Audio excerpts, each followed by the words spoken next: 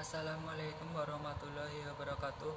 Perkenalkan, nama saya Rama Adi Wijaya, kelas 11 TKRO 3. Di sini saya akan menjelaskan peran Indonesia dalam perdamaian dunia. Makna hubungan internasional. Secara sederhana, hubungan internasional berarti sebuah hubungan antar bangsa, baik antara warga negara suatu negara dan warga negara lain, negara dan individu atau badan hukum, serta negara dengan negara. Pentingnya hubungan internasional bagi Indonesia. Kerjasama antar negara diperlukan antara lain karena dua faktor sebagai berikut. Faktor internal, yaitu kekhawatiran terancam kelangsungan hidup sebuah negara. Faktor eksternal, yaitu suatu negara tidak dapat berdiri sendiri tanpa bantuan dan kerjasama dengan negara lain. Politik luar negeri Indonesia dalam menjalin hubungan internasional.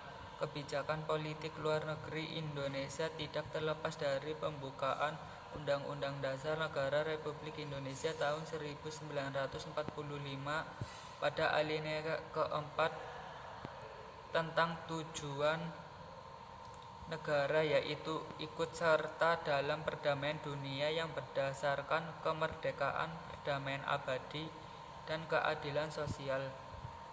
Politik luar negeri bebas dan Indonesia memiliki prinsip politik luar negeri bebas dan aktif.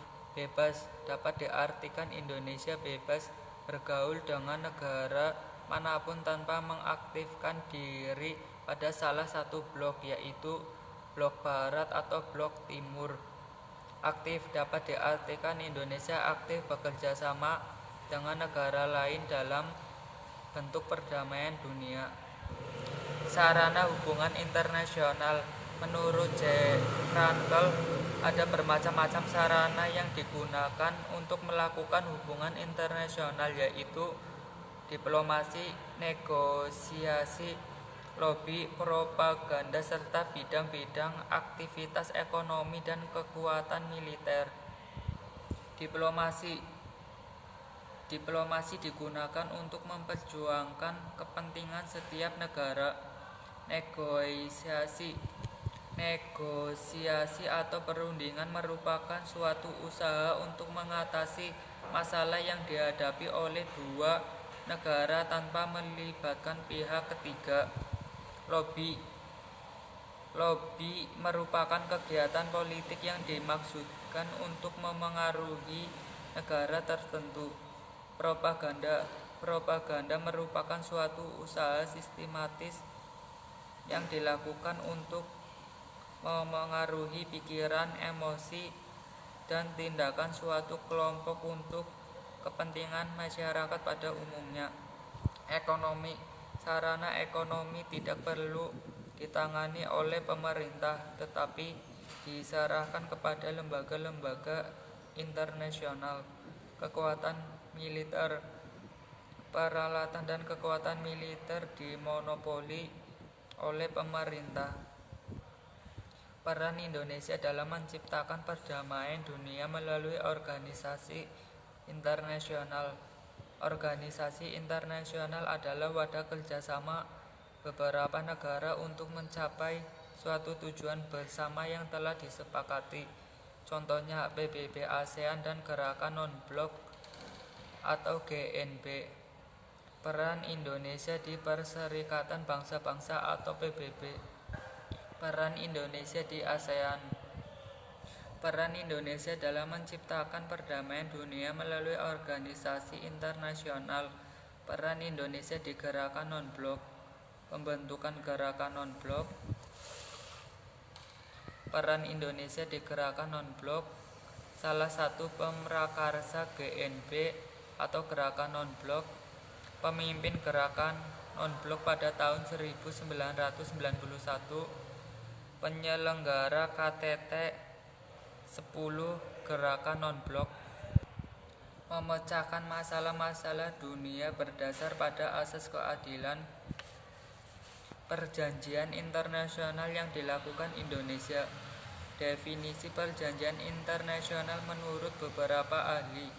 Menurut Schwarzenberger, perjanjian internasional ialah suatu persetujuan antara subjek-subjek hukum internasional yang menimbulkan kewajiban-kewajiban yang mengikat dalam hukum internasional.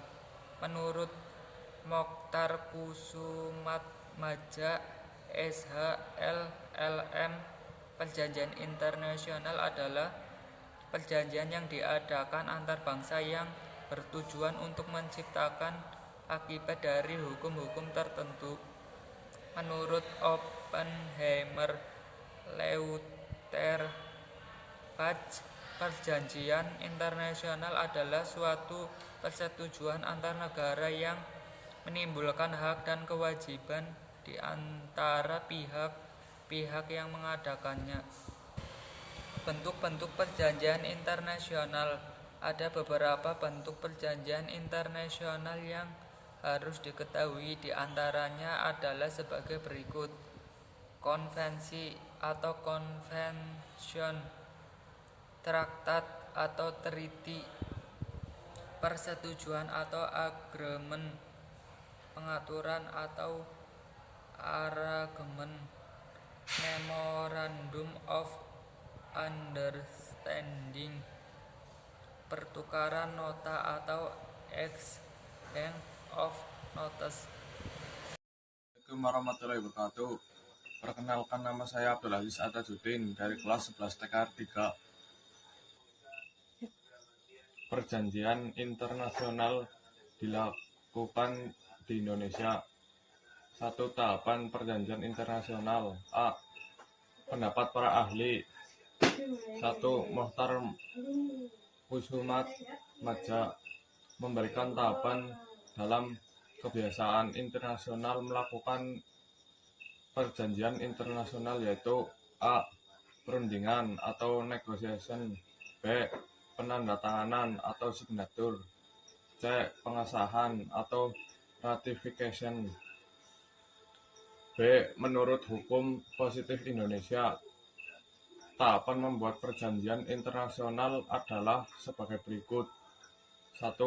Penjajakan. 2. Tahapan selanjutnya setelah adanya penjajakan adalah perundingan.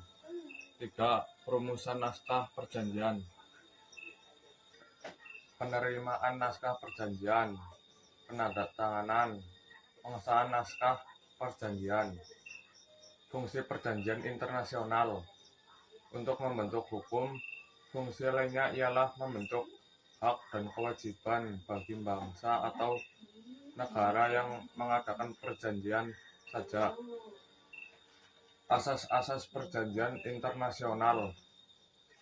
Asas kontesi, asas pacta sunt servanda, asas rebus sic stabilis, asas reciprocitas, asas bona fides, asas egality rights.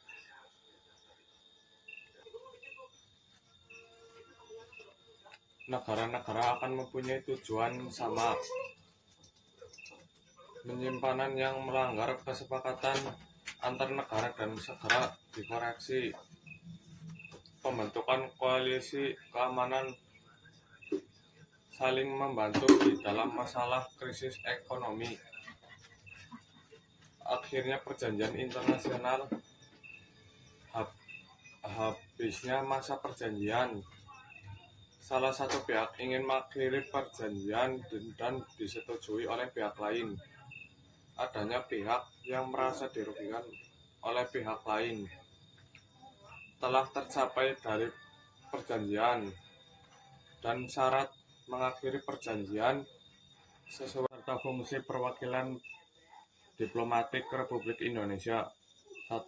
Representasi, mengadakan penyelidikan dengan pemerintah negara penerima.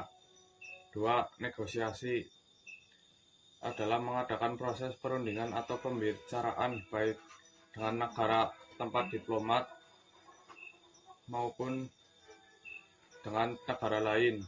3. Observasi, Observasi adalah menelaah dengan setiap peristiwa atau kejadian di negara penerima yang mungkin dapat mempengaruhi kepentingan negaranya. 4. Proteksi adalah melindungi pribadi, harta benda, dan kepentingan warga negaranya. 5. Persahabatan adalah meningkatkan hubungan persahabatan antara negara pengirim dengan negara penerima.